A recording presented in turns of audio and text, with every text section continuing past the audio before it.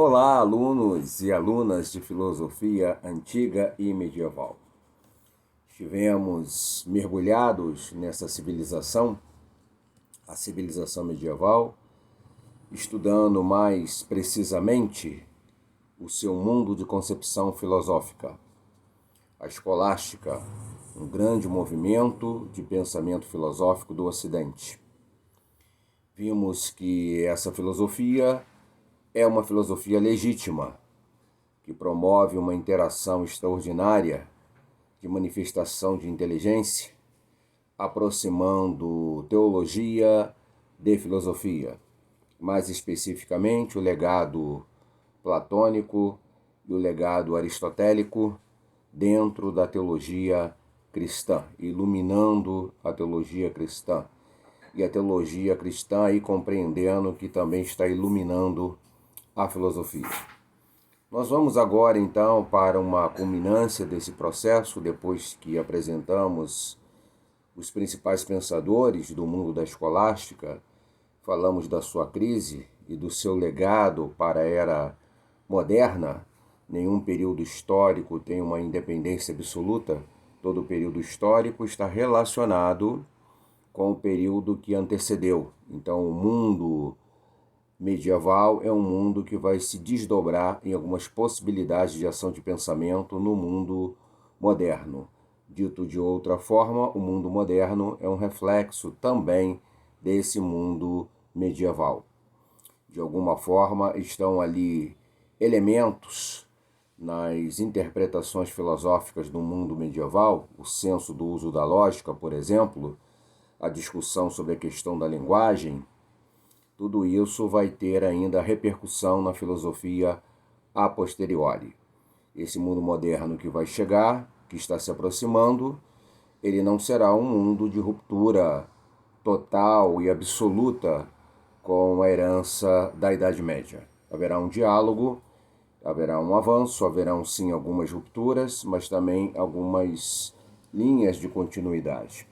Então eu gostaria de, nesse momento, estar conversando e falando sobre a tarefa da filosofia medieval.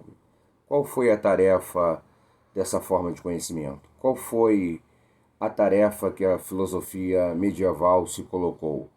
Ela existiu para quê? Ela existiu em função do quê? Sabendo que cada forma de pensamento que surge na cultura, na arte em particular, na religião ou na política, é sempre uma tentativa de entender melhor o mundo em que se vive.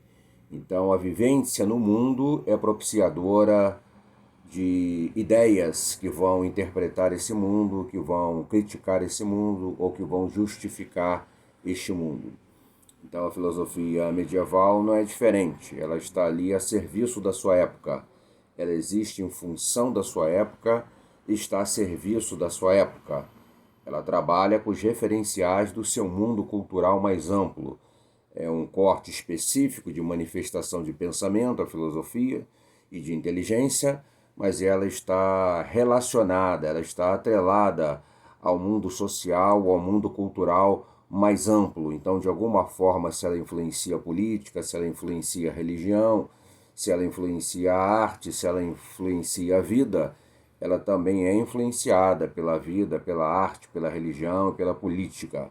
Há um processo de ação dialética naquele espaço geográfico histórico onde seres humanos experimentam as suas decisões e colocam as suas observações e discutem os seus interesses, e disso vai brotando formas de exercício intelectual, e aí vai se estabelecendo parâmetros racionais dentro dos campos de conhecimento conhecidos. E a filosofia é um desses campos. A tarefa da filosofia medieval, num primeiro momento, é coadunar razão e revelação. Os filósofos medievais tinham a clareza da existência desses dois elementos. Existe a revelação e ela está associada à pessoa de Deus, é a herança judaico-cristã, presente ali na Idade Média. Existe um Deus, Senhor soberano, Criador dos céus e da terra, que se revelou. Então essa revelação é tido como algo sagrado, é um dogma, é algo que não se pode ter uma contestação. Mas a filosofia medieval olha para a razão como uma manifestação também, teríamos que dizer, desse ato criativo divino. Deus não só é o Deus da revelação, mas seria também, para os filósofos medievais, o Deus da razão.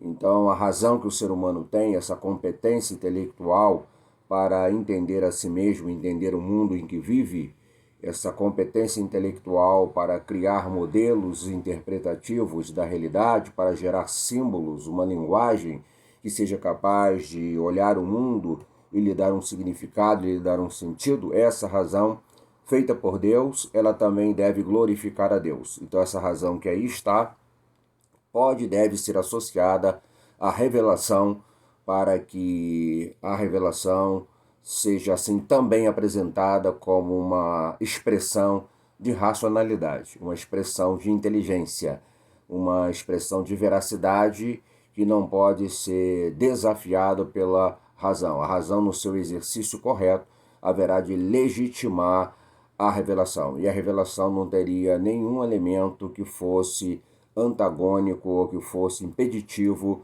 de um exercício efetivo da razão. A tarefa da filosofia medieval seria a inserção dos conceitos cristãos na filosofia clássica. Então, essa filosofia clássica foi trazida até o mundo medieval, o pensamento de Platão e o pensamento de Aristóteles, e foi inserido no pensamento de Platão e no pensamento de Aristóteles o quê? Os elementos conceituais da fé cristã, a forma de pensar que o cristianismo gera, o conteúdo dos valores que são tidos como essenciais para aquilo que se define a verdadeira religião. Na cabeça e no entendimento desses filósofos, é o cristianismo essa verdadeira religião. Então, se é uma religião verdadeira, não haverá de ter incompatibilidade com o exercício racional que tenta explicá-la, que tenta defini-la. E então, nesse sentido, esses filósofos medievais vão trazer a filosofia com toda a sua força de potência de ação racional e colocar dentro desta força de expressão de pensamento chamado filosofia os elementos, os conceitos e os conteúdos da fé cristã, entendendo que não haveria nenhuma dificuldade desse processo ser constituído. De fato, esse processo foi constituído. O mundo medieval, o mundo da escolástica, foi um mundo que representou uma síntese brilhante entre a possibilidade da fé andar junto com a razão, de aproximação entre fé e razão, a aproximação entre teologia e filosofia. Avançaremos no próximo vídeo fazendo algumas outras considerações.